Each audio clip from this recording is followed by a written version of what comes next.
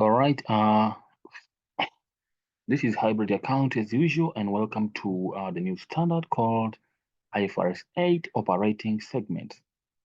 That's how the standard goes by the name of our standard, right? IF what? IFRS 8. IFRS 8. It's called operating segments. OP for operating, then segments. Operating what? Segments. So the main aim of studying this standard is, if the name itself says operating segments, it speaks of the segments. It means a company may be broken down into several segments, each of which actually may have maybe its own revenues and costs, incur its own costs, right?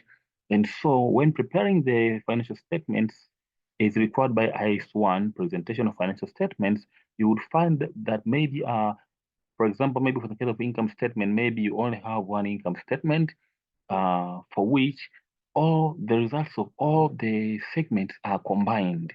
And this could result maybe to actually hiding of some information to the existing and the potential investors, lenders, and maybe other interested stakeholders, right? And so to avoid this problem now, segmental reporting ensures that information is available for a multitude of segments so that these stakeholders may make actually rational decisions, right? Don't regret the decisions saying that they didn't know the condition the company was in, right? Okay, so we're going to look at this. We're going to define these segments and which segment should be reported. That's why you say reportable segments. Not all segments must be reported, right? But actually you need to know the criteria you use to report the segments. Okay, we're also going to look at the problem areas, what problem arise, but also going to disclose the segment what? Information. Disclosing means keeping open, right? We need to know what information should be made available to the stakeholders who actually go on to make use of the financial statements. Okay, now we can move to the reportable segments, right? But before that one is just like I told you that this standard is called IFRS 8 operating what? Segments, right? I think I've told you the reason for preparing segment what reports, the reason for breaking down information of the company into several segments so that nothing is hidden, right?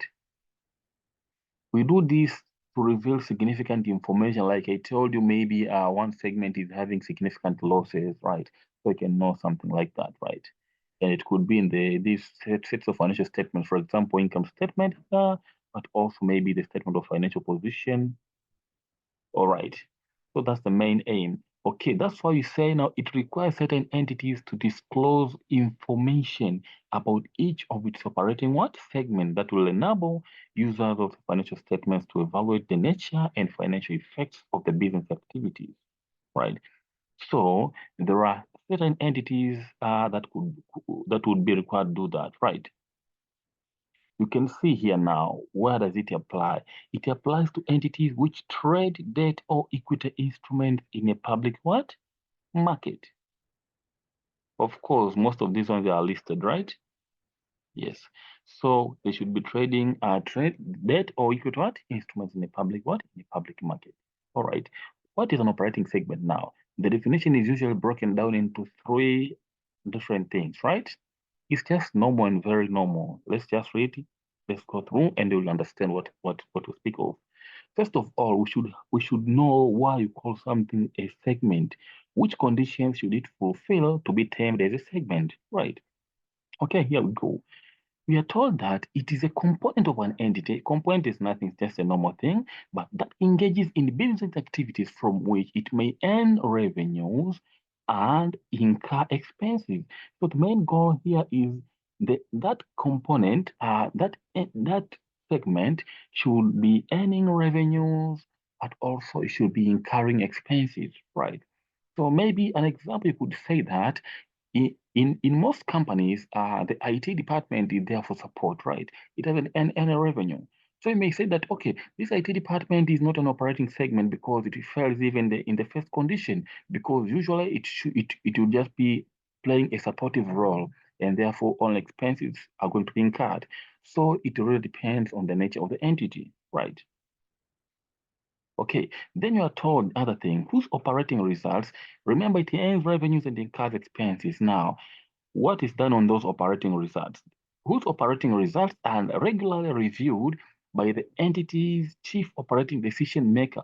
We call it CODM, Chief Operating Decision what? Maker.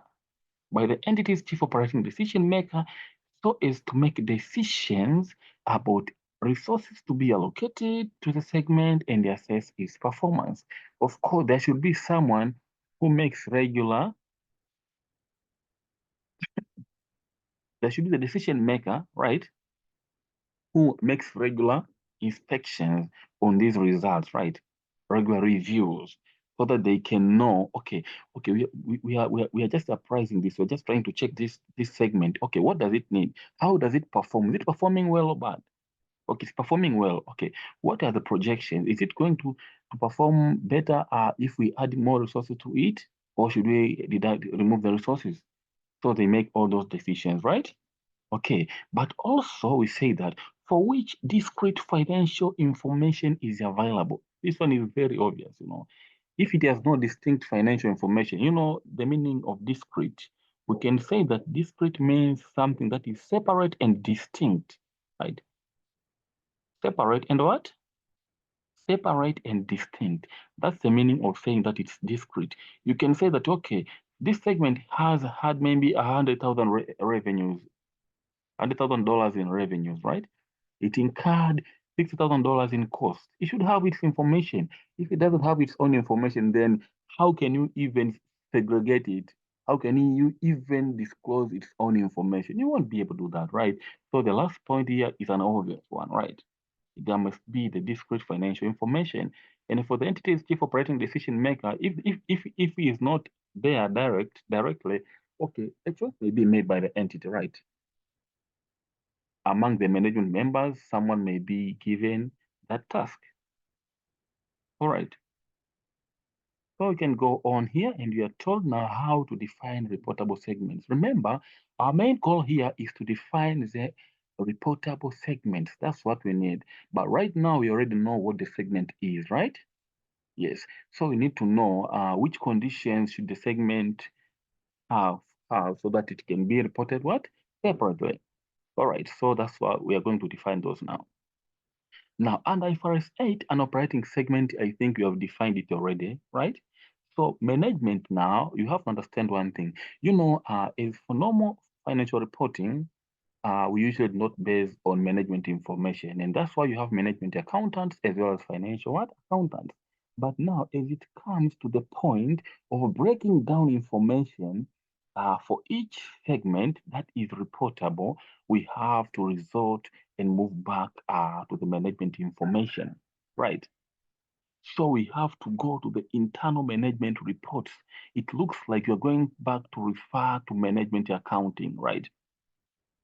Even if maybe the information was not prepared well in accordance with the external reporting purpose of financial reporting, no way. We're just going to take and use it as it is. So as to fulfill our aim, right? Yes. Okay, so you're told management may use more than one set of segment information. Of course, we're going to see that. More than one set may be used. For example, they might analyze information by classes of business. You may just say, okay, let me classify my information based on business. Let's say maybe I'm classifying them based on products. So let's say I have product A, B, C, and D, or maybe you're dealing with services, maybe it's a service organization, or maybe by geographical areas, right? You may say that maybe you are in Tanzania, and let's say maybe you have like 5 different regions. So you also trade your products in those 5 different regions. So you may say that, okay, I'm going to prepare my components or my segments based on the region, right? But also, you could say that maybe I make 6 different products. So you could also say, okay, I'm going to prepare my segments or components based on the product. So it really depends on the decision you make. That's why you are told an entity may use more than one set of segment what information, right? That's why I say if this is the case, then management must identify a single set of components on which to base the segmental disclosures. So when an entity makes the decision to apply IFRS 8, it must choose maybe I'm going to deal with a product, I'm going to deal with geographical location or whatever it chooses, right? And that basis should be the one that best enables users to understand the business and the environment in which it operates. That's why you have to focus well on internal information. Okay, I think as I told you this before, we are told not every part is an operating segment, right? For example, let's say corporate headquarters and other similar departments do not earn revenue and are therefore not operating segments. Remember, the first point in operating segment, we said an entity should earn revenue and incur expenses. Of course, not the corporate headquarters would only be expected to incur expenses, right? Because it runs, corporate headquarters run actually all the divisions of the company or departments, right? Yes. And so we also told an entity's pension plan is not an operating segment. Of course, it's not an operating segment, a pension plan, right? A pension plan is not there for making profit, right? For pension plans, you can refer to employee benefits, IAS 19, right? Yes. Everything is explained there. Okay, now we move to the word aggregation. Aggregation, as you see, the term means combination, right? Let's say you have A, and let's say maybe you're going to combine it with what? With B. That's the meaning of what? Of aggregation. Remember, let's say you have segment one, segment two, segment three, segment four. So aggregating is, remember that this standard attempts to make sure that instead of actually providing information for all these four segments and show them as a single segment, we try to break them down. But at the same time, there is a way of combining them, right? It's not like you are totally deprived of the right that each segment you have, you must disclose it separately. No, that's not the case. After fulfilling certain conditions, you can just combine, no problem at all, right? So that's why here we have the aggregation. IFRS 8 says that two or more operating segments can be aggregated and reported as a single operating what? Segment. Like I told you, maybe you combine one and two, provided that they have similar economic characteristics and are similar in the following respects. Okay, maybe before going to these other respects, let's explain the economic characteristics. What do we mean by economic characteristics, right? Economic characteristics, like maybe you can just consider it in the term of business, in the business terms, right? If you speak of economic characteristics, it's like maybe you are selling goods which have maybe the same margin, right? Maybe you usually add 20% or 25% on cost to arrive at the selling what? At the selling price. So you can say, for that's an example of having the same economic what? Characteristics. But also there should be similar in the following respects. This now is like you are just trying to speak of the value chain, the processes the products or services go through before reaching the final consumers, right? Let's say first of all, we are dealing with the same similar products or services, but those products maybe we are producing them, so going through the same product, similar production processes, but maybe after following through production processes, let's say that okay, I'm sorry. Let's say that maybe they're going to be distributed to the same methods. There are several ways of distributing goods, right? Yes, you can have the stores prepared, but also you can trade online. So that those are all the possibilities. And lastly, we speak of the classes of customers. If they are also being taken to the same classes of customers, similar classes of customers, then we could say, oh, it's fine. We can just combine them, no problem. All right. Let's look at this example. Maybe you should be the one now to give a comment on what should be the case. Okay, eGames. eGames is a UK-based company that sells computer games and hardware. Okay, so you have computer games and hardware. Sales are made through the eGames website as well as through high street stores. So you can start saying here now, right? You are selling through website, which means online, but also physically on high street stores. The distribution ways, you can see that we have online and high street stores, okay? And then the products sold online and in the stores are the same. So the same. So we have the same product, right? And we are selling them both online and and what? On high street stores physically. So you can also see the distribution channels like they are the same too, right?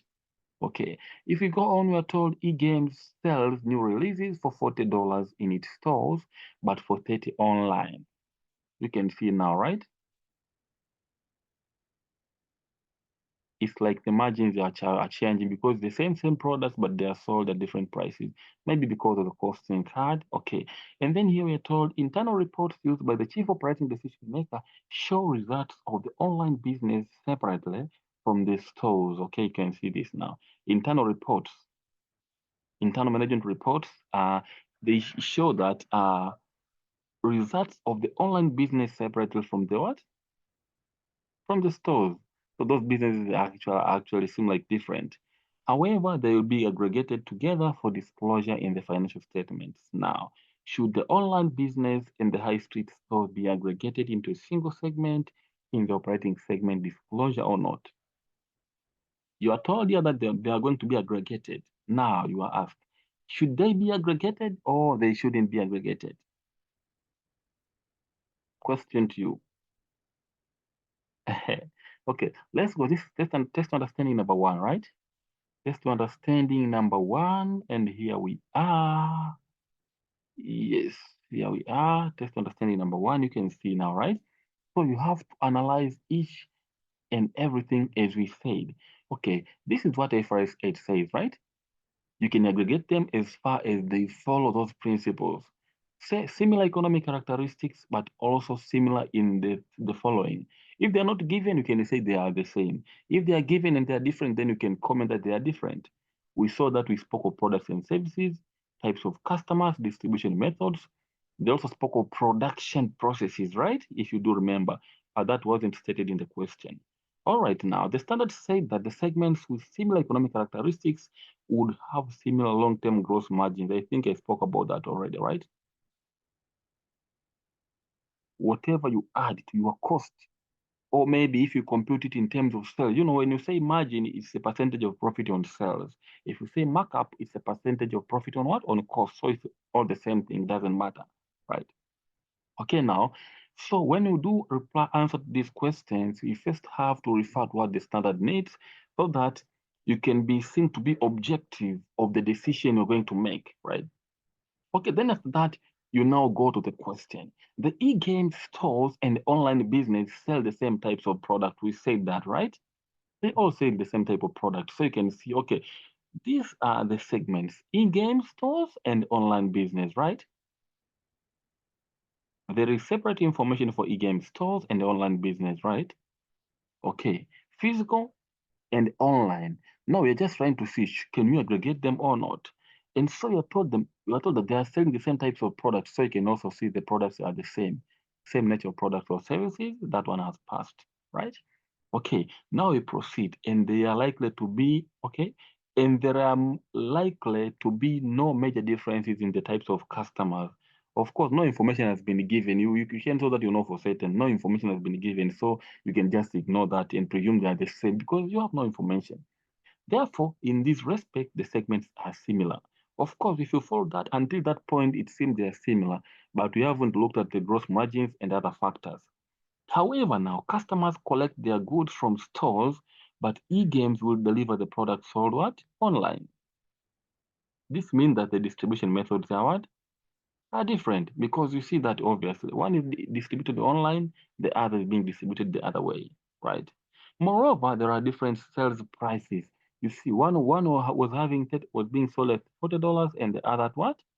At $30. So if the same cost was incurred, it means that this one has a higher margin than what? Than this one. So the long-term gross margins have been different too, right? So in lieu of that, we can say that it might be more appropriate to disclose these two segments separately. We can say that, okay, no, we are not going to combine these ones because it's better to disclose them separately, right? Yeah. So that's what the standard usually requires you to do, right?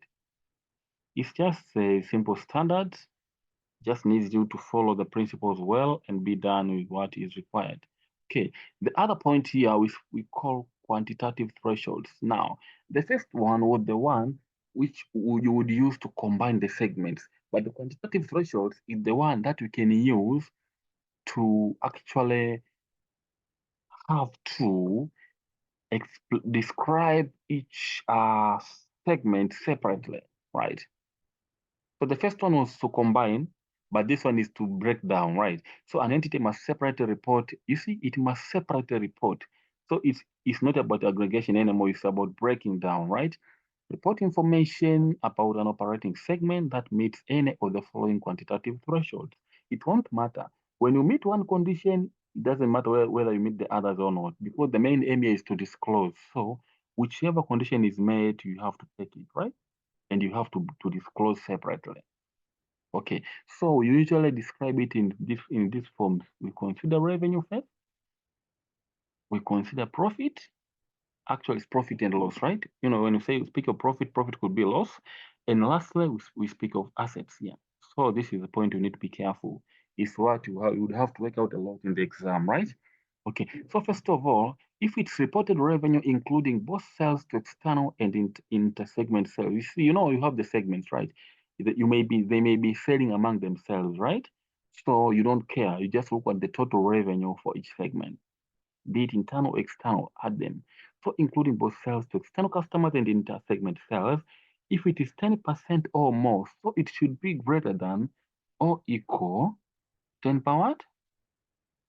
Should be greater than or equal to 10 per what? Percent of the combined revenue of all operating segments. So you should have a way of getting total revenue for all segments, and then you have revenues for each segment, then you divide to know whether the percent is at least 10% or not, right?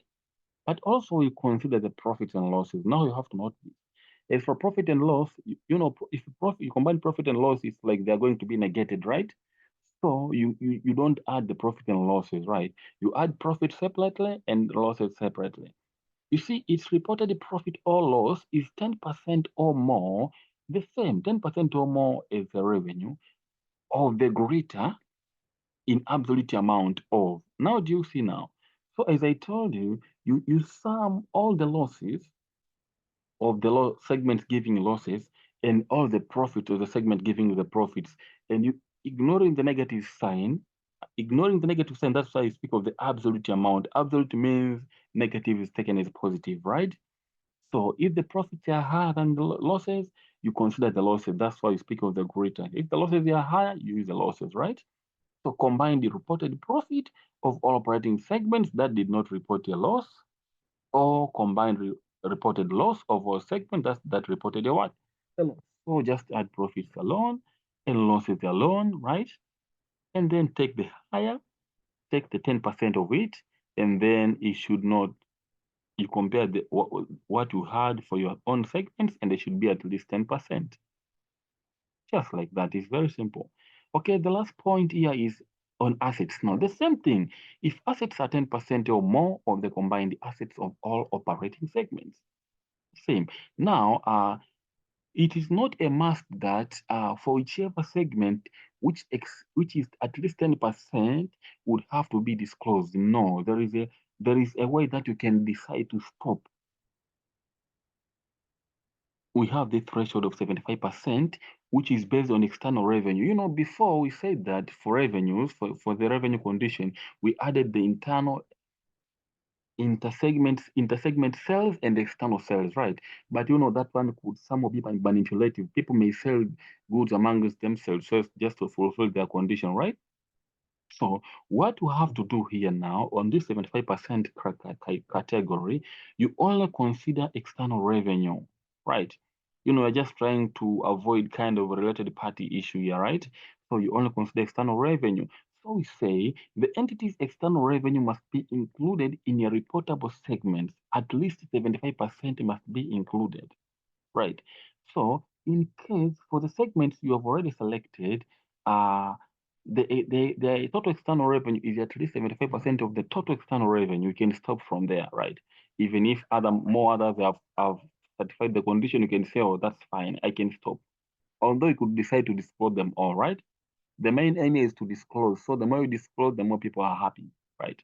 That's why you say other segments should be identified as reportable segments until 75% of external revenue is what? Reported. I think I will explain that. Information about other business activities and operating segments that are not reportable are combined into an all other segments what category, right? Okay, I think I should do an example just to get this clear. Identify reported segments, reportable segments. Okay, let's read the question here. It says the management of a company have identified operating segments based on geographical location. Or instead of product, let's say they have dealt with geographical location. Information about these segments is provided below. You have the segments here, Europe, Middle East, Asia, North America, Central America, and South America. So you have like 6 segments. Okay, we have the total revenue information, external revenue, and the internal. If you take external plus internal, 140 plus 120, we have the 260, right? So you see you have information on revenue, we have information on profit or loss, and you have information on assets, just like the condition is stated. And you have the total figures here, right? Okay, so that's what we're going to do. And required according to IFRS 8, which segments must be reported? Now that's the question.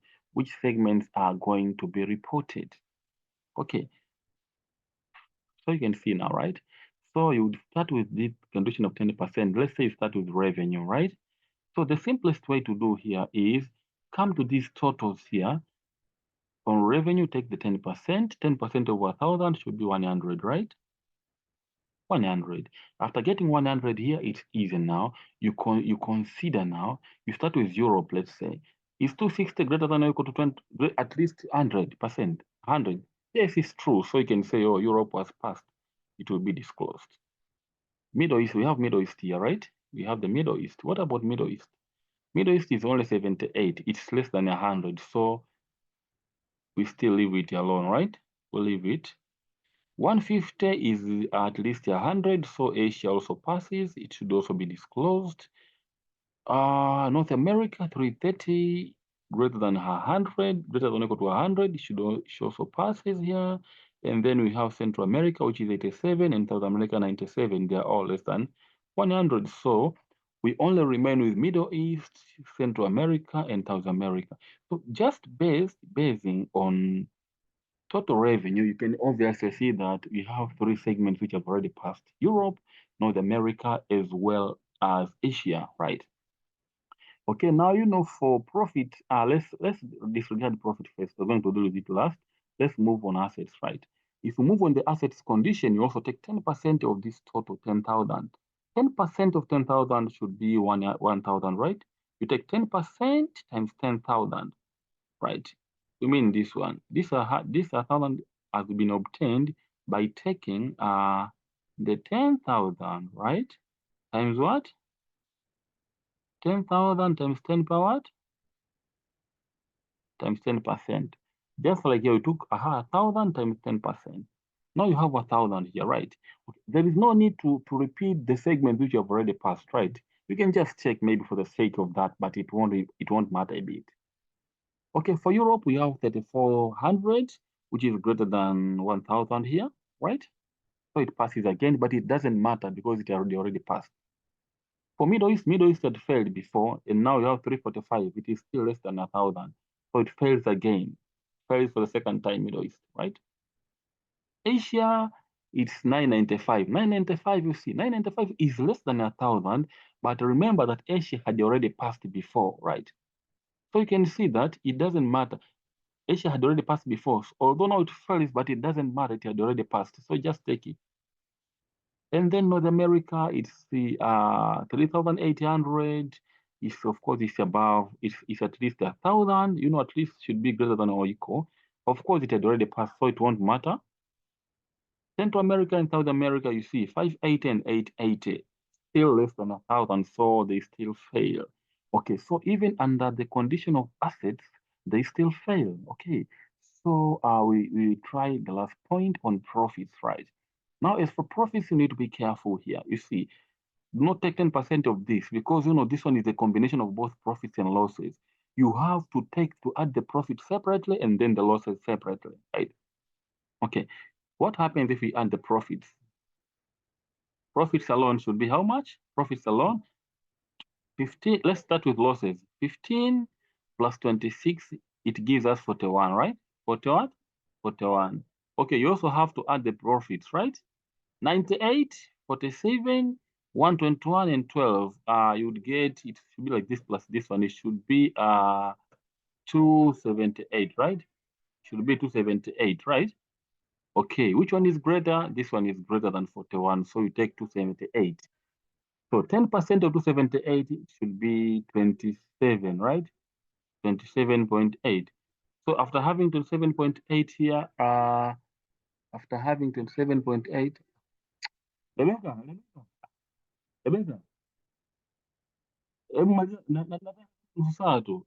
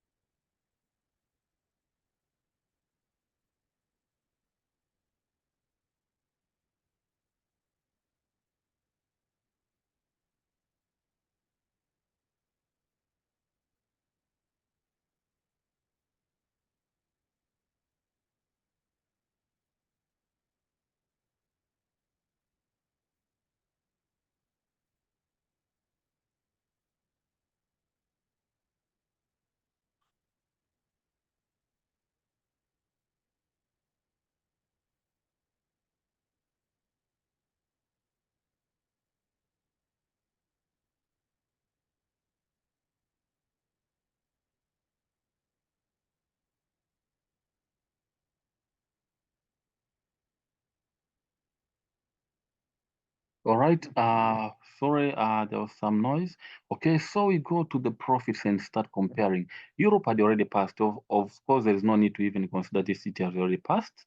You see now profit, do not take it as negative, you take it as positive, it's 26. 26 is less. Initially it failed, and now you have 26, it is still less than 27.8, so it fails again. Oh, okay. As for Asia, where 47, this is 27.8. It had already passed Asia, so no issue.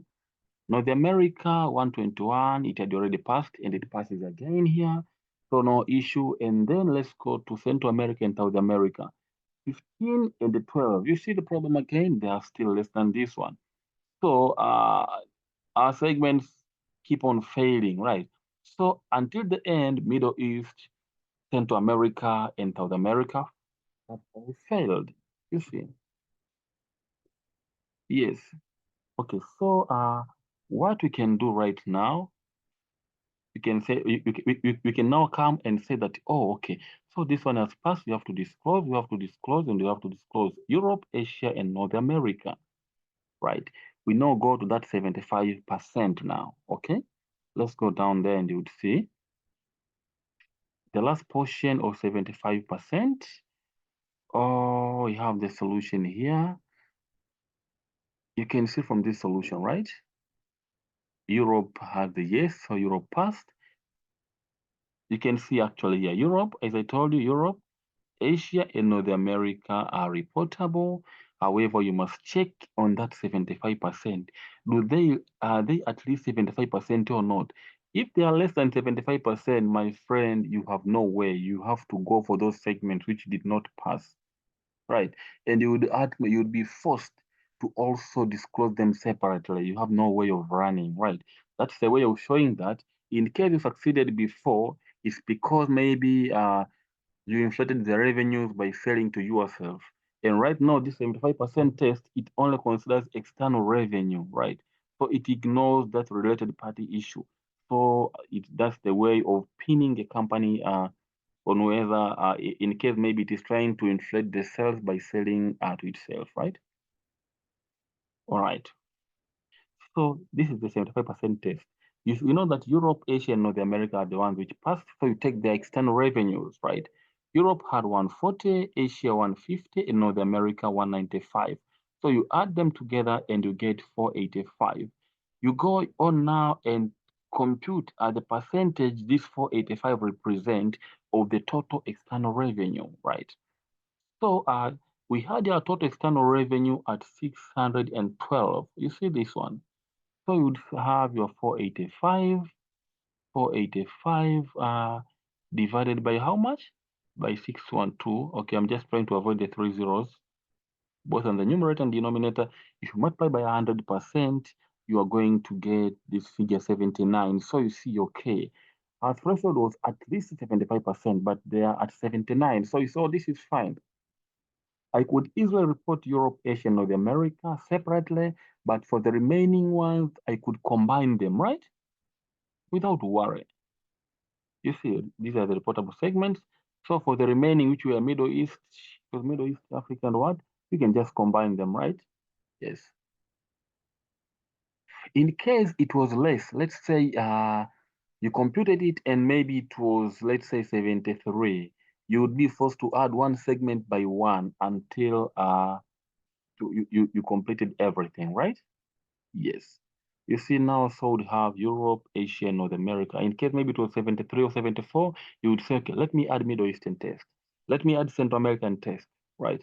The main aim is to disclose as many as possible, but you know, in practical terms, businesses wouldn't want to do all that stuff, right?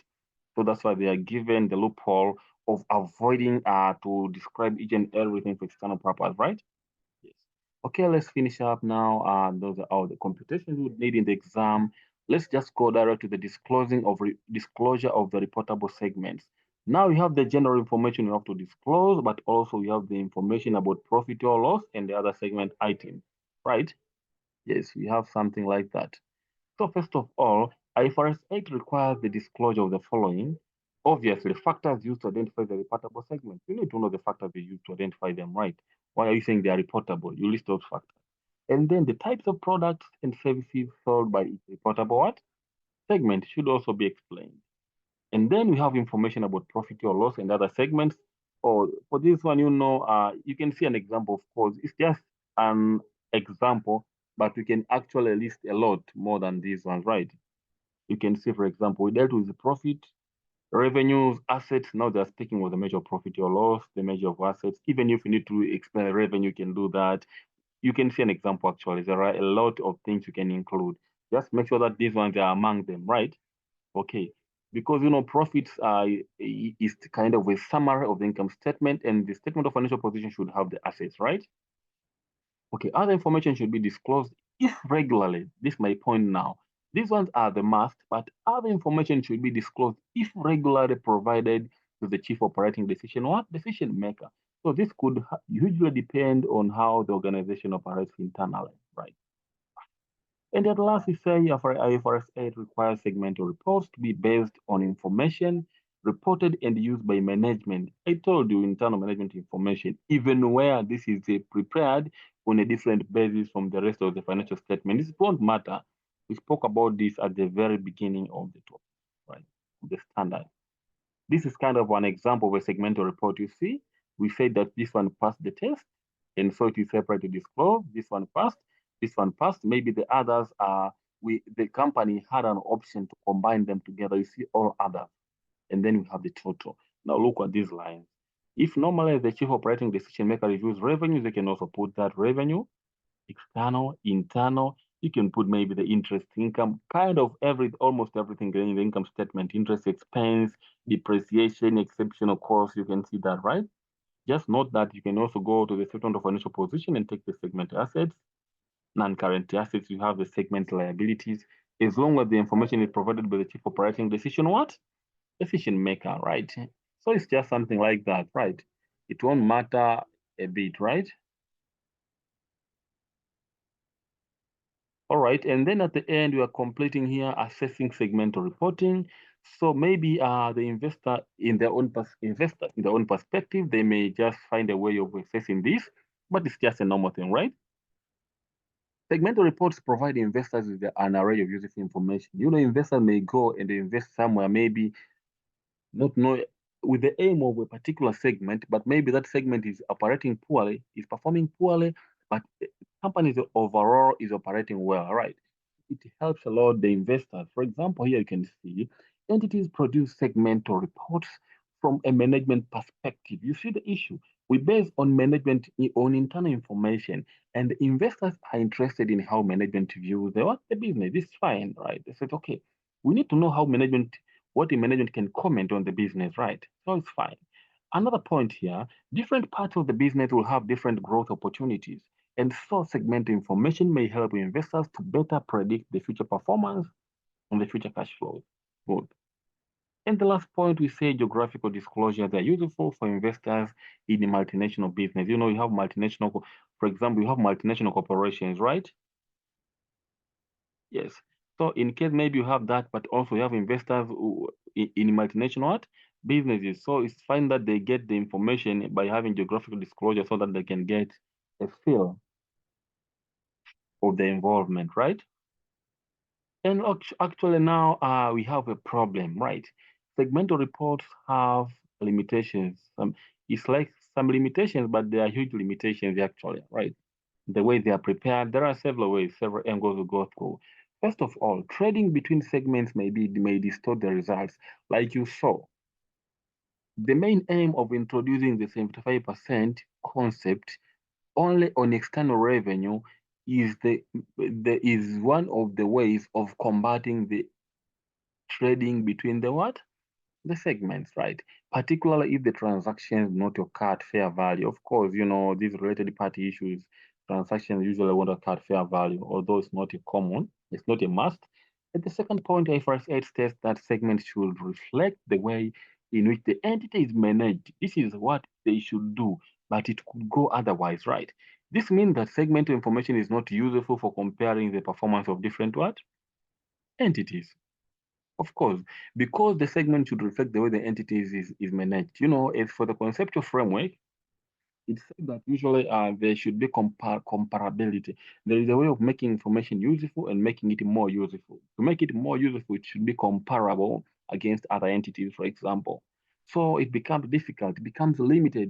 It can be compared against itself over the years, right? Over different accounting periods, rather than comparing it with other entities because different bases are used. You know, just for external reporting as it is, we have the common ways of approaching something. But since this one is based on internal information, each company may have its own way of describing its internal information. So you can not actually manage it come out on top as far as it comes to the issue of comparability, right? And the other point here, we say the segmentation process is based on management's perspective, and some users lack trust in management. That's the problem now. Internal information, of course, is given by management now. If you don't trust management, you obviously won't trust that, right? A great thing.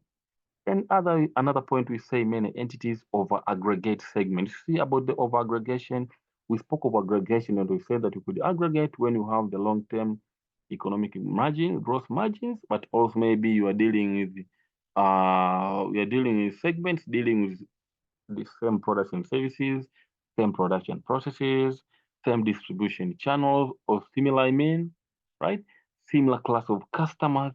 Now, for that case, entities may over-aggregate segments, which reduces the level of detail reported to stakeholders. So we may find out that maybe some segments have been combined too much so that stakeholders are not able to get the proper insights they would actually be expected to demand, right? And last, we say common costs may be allocated to different segments on whatever basis the directors believe is reasonable. You know, simply speaking, this one can be arbitrary, right? There could be an arbitrary cost what? Apportionment and allocation, right? You have the cost, let's say you have $100, right? $100,000, and maybe you have like 3 segments. Then you say, okay, on a fair basis for segment A, you should have 40, segment B should have 40, and segment C should have what? 20. But the base is actually arbitrary. Maybe you have like 2 ways, and maybe the first one gives you this, but the second one tells you that, okay, this one should be 32, this one should be 42, and maybe this one should be 20 to give a total of 100. You see? So it's kind of an arbitrary basis. Arbitrary means it lacks sufficient justification to say that I've decided to incline on this, right? Yes, so that one could be the problem. Actually, the standard is short. You can be sure that you are done with everything. Thank you for being with us. Welcome to Hybrid Accounts, and actually can keep spreading word about our channel as we look forward to providing better and better information. Thank you very much, and until next time.